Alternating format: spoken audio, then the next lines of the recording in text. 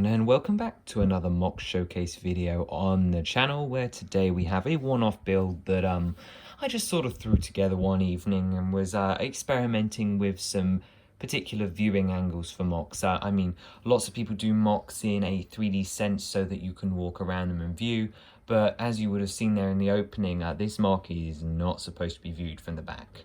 I think there are a couple of alternate angles which do work out well, like this one. I particularly love the idea of the troopers in their line, and I like this one as well here. This side's a bit more believable as far as a mock goes. However, you guys don't know what's going on here, so let me provide a bit of context. So I've always kind of liked these ideas of, we have all these lovely Lego licenses, so what if they came together? So today, for the first time, we have a multi-world mock. So this is very clearly set on some sort of Star Wars planet. You've got a crashed ship over here. You've got some Sith troopers coming along, and then they work out why the ship has crashed, and it's a tag team between Voldemort and a Goomba, which is two characters you never really thought you'd see together. And it's just supposed to be this wacky concept of when licenses and worlds collide. But there's a couple of nice details to point out here. I've wanted to do an all-black terrain mock for quite some time. So we're going to take a closer look through it today, and I'm going to talk about some of the little details and things I like. So first, I want to talk about the terrain, and it's kind of hard to see from this angle, but a couple of the points that I'll try and point out initially is that a lot of it's snot work, but also a lot of it is smooth.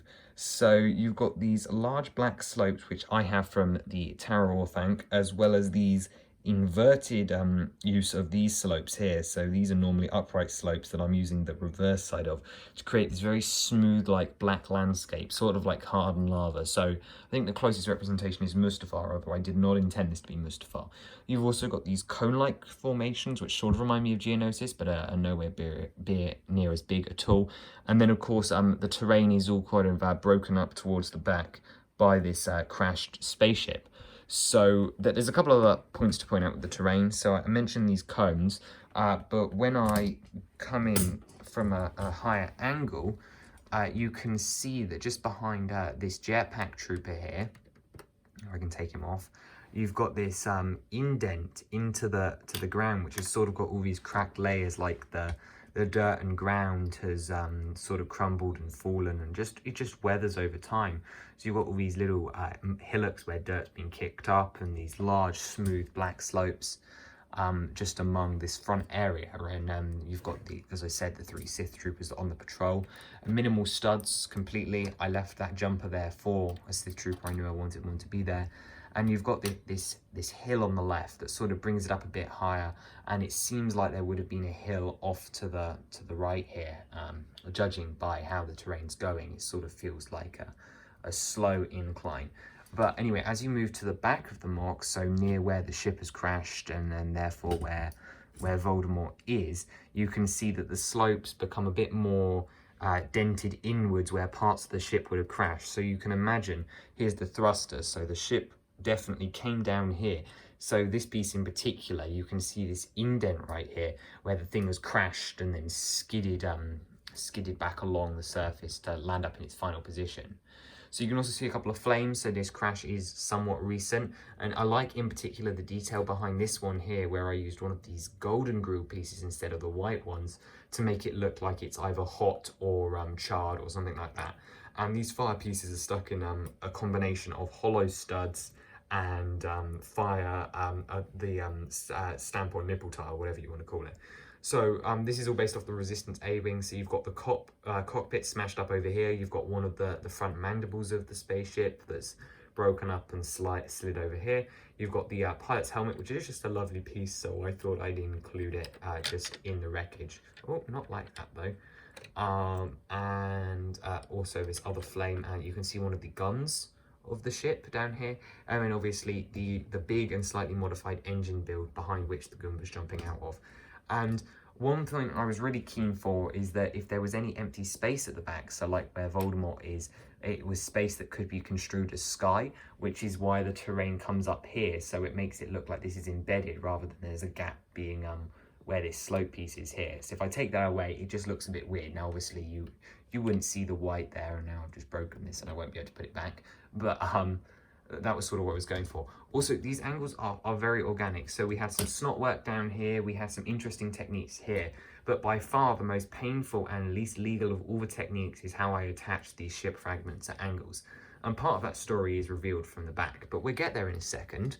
First up, though, you can see that our pilot clearly met an unfortunate end, probably at the hands of Voldemort and then the fire.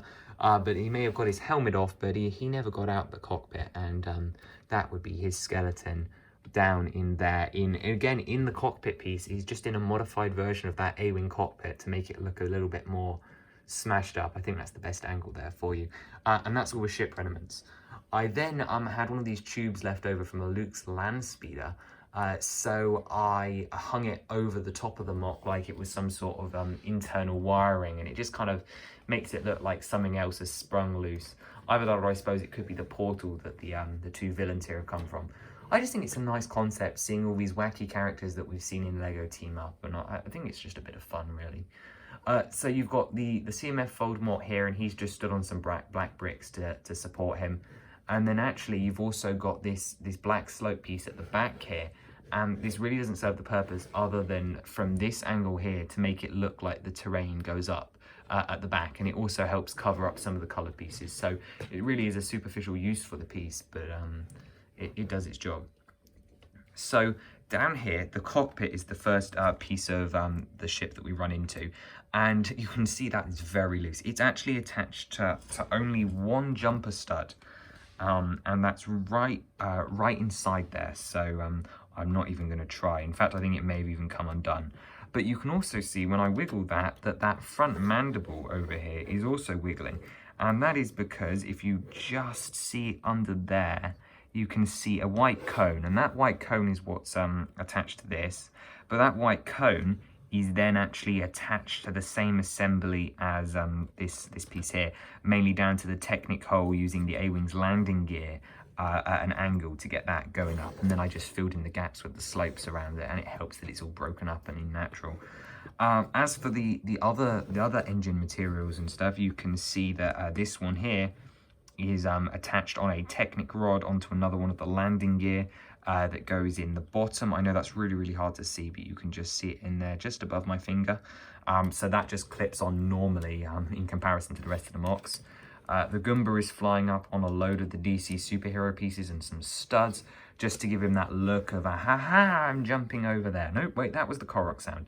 And then this guy is attached to a very similar assembly as the A-Wing, and it's just perched on a stud at an angle in there, and it sits pretty nicely, and then you build up the rubble around it.